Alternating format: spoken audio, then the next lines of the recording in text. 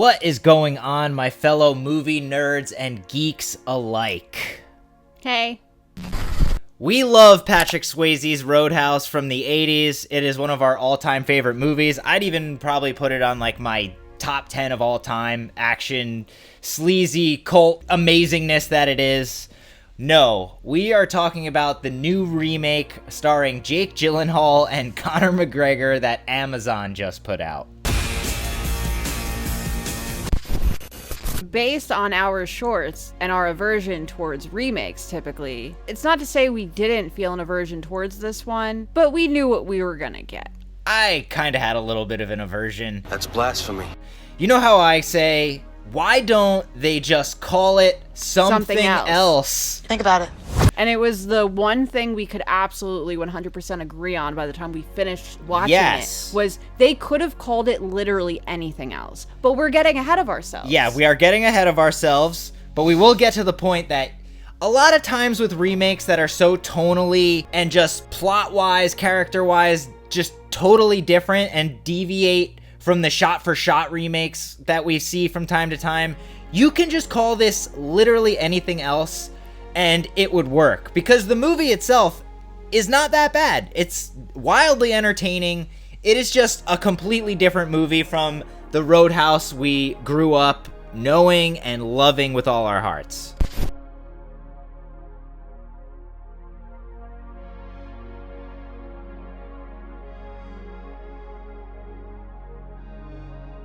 It's safe to say that I'm in the group of people that just doesn't like remakes in general. Shot for shot, I think, are a waste of time. Then there's the remakes that completely change everything, and clearly they're just riding on the name. Yes. I think in this one's case, they're definitely riding on the name, knowing people were going to kind of throw a fit when they heard about it, a la me. That's blasphemy. I'm like, how the fuck can you remake Roadhouse? But I think if they called it literally anything else, fans like me, maybe I wouldn't have seen it right away. Me and my almost masochistic tendencies, I'm like, I have to see this because I know it's going to be a train wreck. Yes, I can 100% back what he just said. He is a masochist in that way, but he also is a sadist because he makes me see it with him. But in this one's case, it actually was entertaining. Yeah. I didn't find myself really bored all that much, just because it is just a totally different movie. So the plot of this Roadhouse remake is following Jake Gyllenhaal's character, who is of course named Dalton, like Patrick Swayze's character.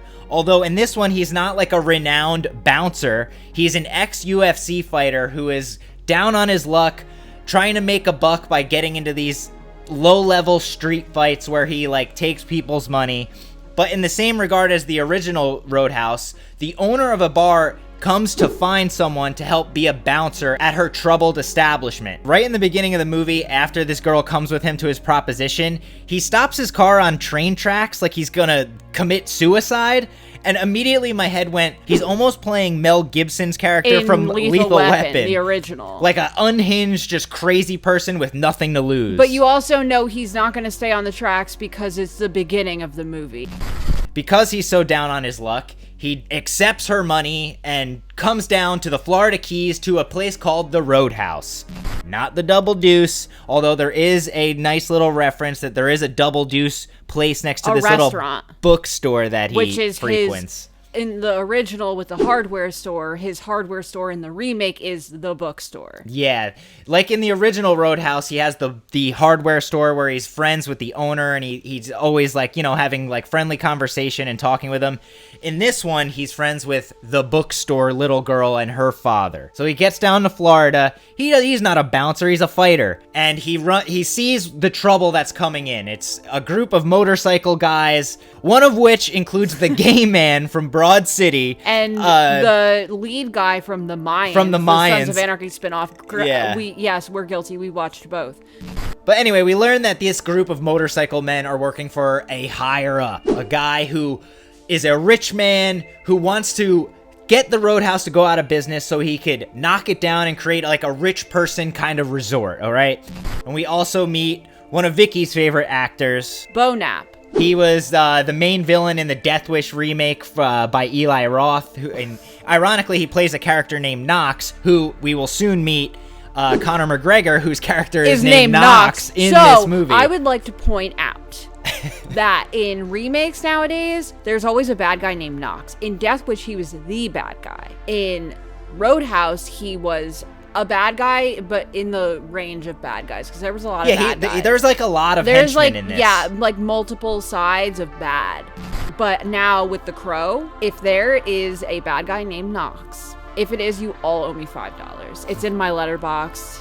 So we learned that this bad guy wants to, take over the glass key of the Florida Keys and turning it into this rich resort. And he needs Dalton gone because he's, running afoul of all this. But this rich guy also has a father who is in prison who's essentially running the whole show. He has the cops on his side. It's played by the guy who plays Bucho in Desperado. So the cops are working with the bad guys in this. And the father who is in prison calls Conor McGregor to get rid of Dalton and set fire to the Roadhouse. His son is blowing it as his seed. He's not doing a good enough job, and it's not getting done good enough. Performers. Rich boy. The sad rich boy looked like so many Polish guys I grew up going to school with. So Conor McGregor comes in and starts a ruckus and beats the hell out of Jake Gyllenhaal, and he doesn't kill him or anything, but they, get into a long drawn out fight. He hurts all the bouncers that Jake Gyllenhaal was sort of teaching. He doesn't really teach the bouncers anything because he himself is not a bouncer. He just gives them tips on how to fight. But off camera, so you don't see it happen. Yeah, he's just the one kid, duck and the swing. one kid from the White Lotus suddenly knows how to fight, and it's just one of the only things that ties it in to the original Roadhouse is he gets kind of hurt in the side and he needs stitches, so he's in the hospital and he gets stitched up by this doctor who, of course, becomes his love interest, just like in the original.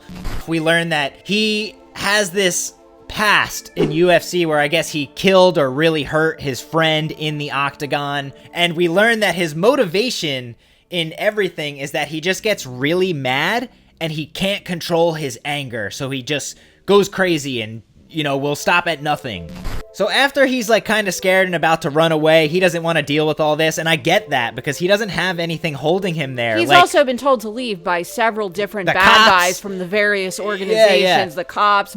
So he's on his way to leave, but he realizes that Bo Knapp and another henchman of the rich guy have burned down the bookstore that he has come to know and love the family of. Which we saw coming as original Roadhouse viewers. Yeah, so you knew that was going to come, so that kind of is similar to the original. So now he's out for fucking blood. Beating the shit out of all the bad guys. He's blowing shit up. He's taking all the money that the cops are trying to feed to the bad guys. He kills Bo Knapp by fucking karate chopping his throat. And eventually the rich bad guy kidnaps the cop's daughters. And they get to the boat, but they don't realize Conor McGregor's on his way. And he blows up this fucking boat, and they just fucking fight in the water. And there's this crazy fight sequence where Conor McGregor's about trying to run him over with a fucking little boat. And the bad guy is fucking fleeing away on a speedboat. And it ends up crashing back into the Roadhouse. Then we get our final confrontation between the bad guy, Conor McGregor, and Dalton, Jake Gyllenhaal, of course. And what ensues is a They Live kind of fight sequence to the tune of a fucking Metallica song, but it's 9 minutes long. It's kind of cool because you've been waiting this whole movie for them to have this big fucking fisticuffs brawl that is coming. And there's a lot of funny jokes regarding the octagon and cage fighting because of course Conor McGregor's in it. Jake Gyllenhaal's beat to shit and stabbed by a piece of chair at one point, and he watches Conor McGregor twist the rich guy's head and kill him, and then boom, he gets up and stabs fucking Conor McGregor a bunch of times with a broken chair. Which, if you've seen, what was it, Scream 6? Yeah. We know that you can survive that. Yeah. Which, in the credits, we learn he actually does. Yeah.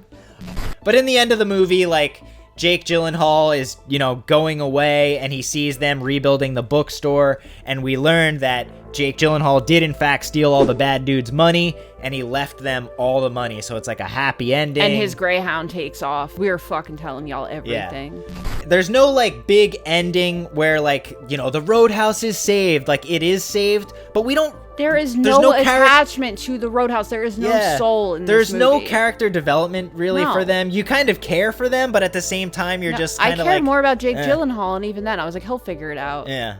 So apparently in this, they were trying a new fight scene method in terms of editing and how it's shot. The director is very proud of it. I think he's a big nerd. It was made so that they wouldn't need like fight choreography, and honestly I think they should stick with the fight choreography. Yeah, I mean it works in the John Wick movies, you know, all the choreography, but you see the CGI as it's CGIing. But it wasn't awful, but a lot of times during like really close-up shots of like people throwing fists or people getting flipped over onto tables and shit, you see it. Yeah, they look like video game characters. Blatant. It looks okay. It doesn't look terrible. Like I've seen a lot worse CGI offenses, but it is a little off-putting, but not enough to really take you out of the movie. It's to the point though, between the slow-mo effects and them really pushing and the quick CGI cut to turn, it makes it almost look glitchy. Yeah, which makes it awkward. And again, just stick with what's worked for years. Like choreography's worked for years.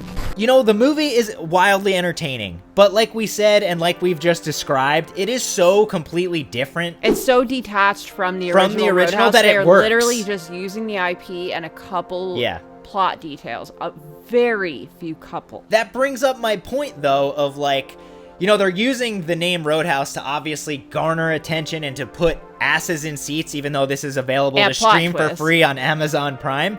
But, like, what my argument is, like, can Jake Gyllenhaal and Conor McGregor not, like, pull in seats if this was called something else? Realistically, if he dragged me to see that in theaters, I would have been pissed. Things that, like, I missed from the original Roadhouse that I wish had, like, some kind of tie-in to this. There's no, like, older elder... Sam Elliot. Yeah, there's no older elder character that Dalton looks up to. I missed that elder character. Like, Sam Elliot was so great in the original that I was kind of hoping maybe he'd even pop in as, like, a cameo. No, I don't think he would even touch this. There's no, like, great singular band like in the original that's, like, there all the time. It's a changing band, and they're not playing, like, really, really super good music. They're doing, like, covers of Sublime. There was one blind singer. Maybe. We don't even know. Yeah, he may have just been wearing sunglasses inside at night. Yeah. We don't know. I seriously waited the whole movie for him to say, "Pain don't hurt." Yeah, or be nice until it's time to not be nice. Yeah, he didn't use any of the quotes. No tropes, but again, that's how disconnected it is. But I kind of like that. Like, you know how it is sometimes. Fan service me. Yeah, if they do remakes or do legacy sequels, a lot of the times they'll just throw those random like hit quotes that everyone remembers. Just because people will be like, oh my god, he said the line. So I'm kind of glad they did it, but I'm surprised they did it. Yeah. There's no throat rip, which I was kind of shocked they didn't do that. Seeing Conor McGregor attached to his first movie role is kind of terrifying because you know he's not going to be a good actor. And he's not. He's not. But in this movie, he plays like this wild buffoon-type henchman. The role was made for him. Yeah, like he's essentially playing himself. Like he's big, he's boisterous, he's goofy. He's an idiot. He's an idiot, but he's so believable because he's essentially playing himself. Yeah. And it really works. And anytime he is on screen, I was like, dude, this is like really funny. Yeah, I would laugh every time. Yeah, like his comedy in this movie really worked. Because it's ironic, because it's not intentional. Yeah, but a lot of the comedy they interject, like a lot of like the gay boy from Broad City's comedy in this almost seems kind of thrown in there. Like too far? Is it close? About like 25 minutes, I'd say. Like depending on the traffic, what time of day. Mo, shut the up.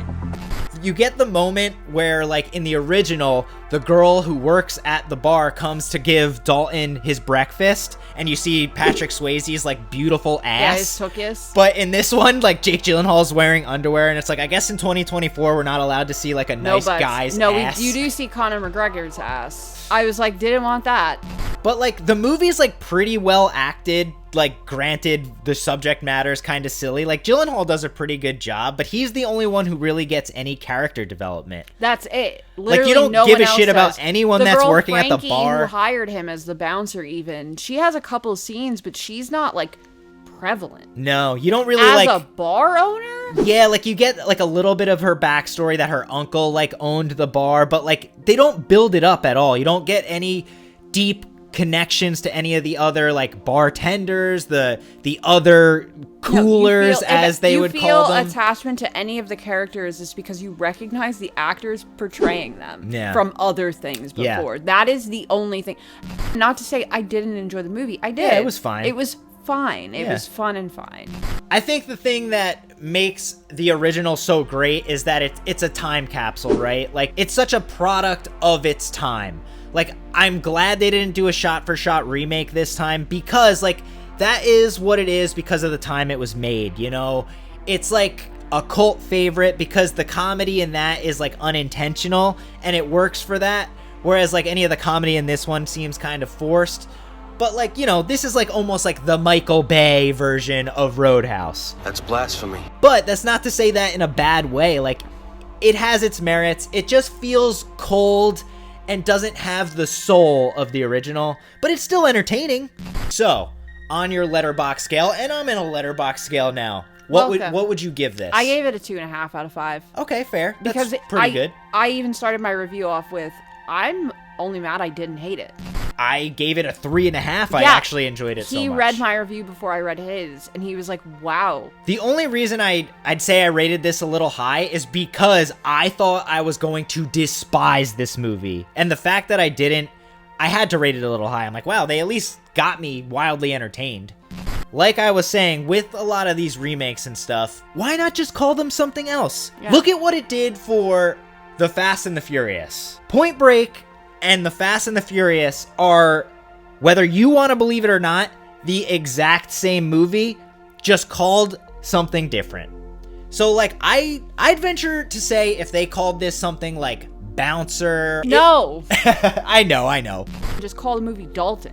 Yeah, there you go. Call it something totally different. Because that's the only character we're going to get to know anyway. Yeah, and because the only reason... Pay me. The only reason this is got such hubbub online is because people are like, oh no, you cannot remake Roadhouse. That's blasphemy. And I was one of those people too. Jake Gyllenhaal has a big fan base. Conor McGregor has a big fan base. I think they would have seen it anyway, but I get it.